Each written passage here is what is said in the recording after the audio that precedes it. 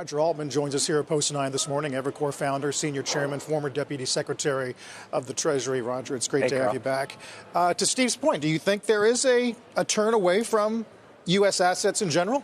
Well, I think it's too soon to say definitely yes or definitely no. But as so many people have said, including Secretary Yellen, the intermarket movements that we saw over the past few days are very abnormal, and they're inherently alarming. Because, for example, in the most basic sense, when yields rise, at the margin, the dollar strengthens. Because, of course, you get paid more to hold it.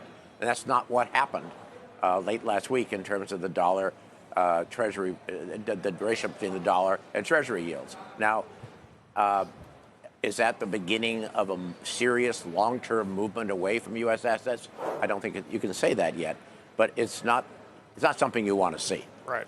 The Times this morning fronts a piece saying it's shaken the faith in U.S. Treasuries, at least. You think that's fair?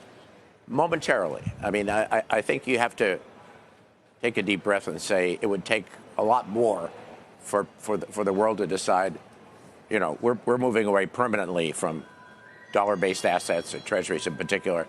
I don't think you're at that point yet, but I don't think it's a good development.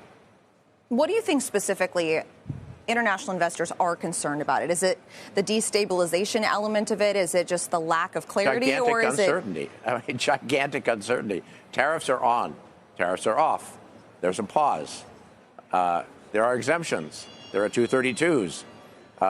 It's very confusing, and investors dislike uncertainty. We all know that. Businesses dislike uncertainty, and you have an awful lot of uncertainty right now. Moreover, there are a lot of people that don't like the tariff policy in the first place. You know, the policy is based on two premises, which you can argue are not correct. One is that if the United States runs a trade deficit with any individual country, that country, by definition, is ripping us off. Well, yes, there are some examples of that, no doubt about it. Certainly in the case of China, there have been some unattractive practices and damaging practices. But think of it more simply. If this country doesn't produce much coffee or any coffee, countries like Colombia produce a lot of coffee. If the only thing that was traded between the United States and Colombia was coffee, we would run a trade deficit with Colombia, not because they're ripping us off, because we don't produce coffee and they do. Or, the premise that imports are bad. No, imports are not bad. Imports are good. Imports allow U.S. manufacturers, for example, to assemble final products. About 50% of our imports in this country are components for final assembly. Therefore, if you don't import, you don't produce those products, that's less production, less growth.